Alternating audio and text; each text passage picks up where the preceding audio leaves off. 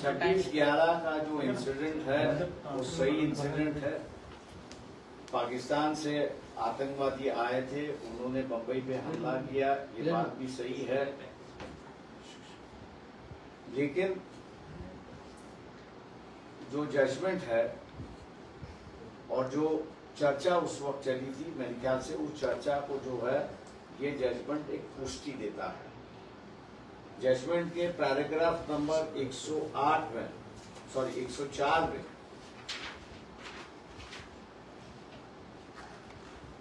ये कहा गया है कि in all there were 5 firearm entry wounds found on the soldier blade top region between neck and right shoulder. There were 3 corresponding exist wounds. 2 deformed bullets were received. उसके नीचे जिन्होंने doctor Chiklikar उन्होंने postmortem किया, उनका ओपिनियन वहां पर दिया हुआ है। The bullet retrieved from the dead bodies were sent to basaltic experts.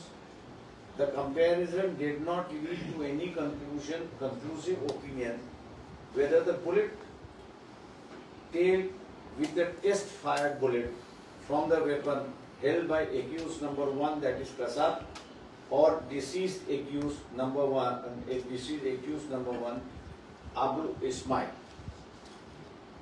804 दूसरा जो पैराग्राफ है उसमें भी 2 bullets were retrieved from the dead body of Mr. Vijay Salaskar during the course of postmortem examination. They were sent to basaltic expert for examination. The comparison did not lead to any conclusive opinion. ये जो bullets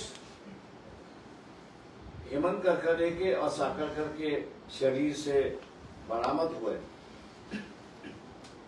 ये बरामद हुए bullets जो है और जो weaponry Kasab और अबू इस्माइल कैरी कर रहे थे उनके साथ में था, उससे ये मैच नहीं होता है, उनके वेपन से नहीं है, ऐसा बैसलेटिक एक्सपर्ट जो है उनका कहना है।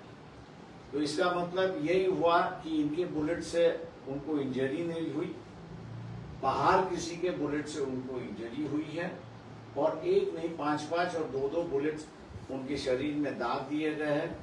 इसलिए जानकारी ये हम लोग चाहते हैं कि ये तीसरा आदमी कौन है, ये गैर व्यक्ति कौन है। उज्जवल निकम बीजेपी के लोकसभा के कैंडिडेट है और लोकसभा के कैंडिडेट होने की वजह से अब उन पे जिम्मेदारी है कि वो इस बात का खुलासा करें। मौका हम लोग ढूंढ रहे थे कि इस इशू को उठाने के लिए कई बार लोगों ने कहा, किताबें भी लिखी, पब्लिकली चर्चा भी हुई, लेकिन उसका कोई जवाब देने के लिए तैयार नहीं था, क्योंकि उस वक्त की सरकार जो है कांग्रेस की सरकार थी, विरोधी दल जो है वो बीजेपी था और एनसीपी जो है वो सरकार में थी उस वक्त। गैर अगर इनके होता तो शायद मेरे ख्याल से इसकी और जांच होती, ऐसा मैं मान के चलता हूं। मेन पुलिस के आईपीएस के अधिकारी, इनकी हत्या सामने आते ही हम लोग समझते हैं कि उज्जवल निकम इन्होंने जो सावधानी बरतनी चाहिए थी वो उन्होंने बरती या ना बरती, उसका एक सवाल है। ये जानबूझ के उन्होंने बेदखल उस चीज को कर दिया है।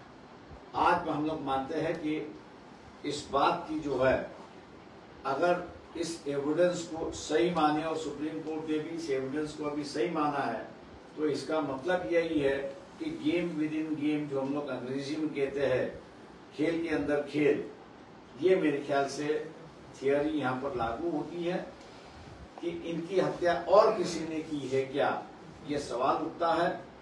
ये बात जब सामने आई तो हम लोग समझते हैं कि उज्जवल निकम ने कोर्ट के सामने ये बातें रखनी चाहिए थी कि इसकी इंक्वायरी और होनी चाहिए, क्योंकि ये जो बुलेट्स मैच नहीं हो रहा है, ये कौन से वेपन से बुलेट है ये होना चाहिए, या उज्जवल निकम ने जो इंक्वायरी ऑफिसर्स थे उस इंक्वायरी ऑफिसर से कहना चाहिए था कि भैया ये जब तक मैच नहीं होता तब तक इस केस का फैसला हम लोग नहीं लगा सकते। और मैं उम्मीद करता हूं कि उज्जवल निकम ये लोकसभा के उम्मीदवार है और लोकसभा के उम्मीदवार होने के नाते पार्लियामेंट में जाने की उम्मीद रखते हैं। वहां loyalty to the nation is first. और ऐसी बात होते समय उन्होंने इस बात पर मेरे ख्याल से अपनी बात रखनी चाहिए कि क्यों ना उन्होंने ये जांच करने के आदेश दिए कोर्ट के माध्यम से या वकील के माध्यम से। उन्होंने इसका क्यों नहीं दिया, इसका जवाब उन्होंने देना चाहिए। और मैं मानता हूं कि आम आदमी भी उनके जवाब के लिए इंतजार करेगा और वो जवाब देंगे, ऐसा मैं उम्मीद करता हूं।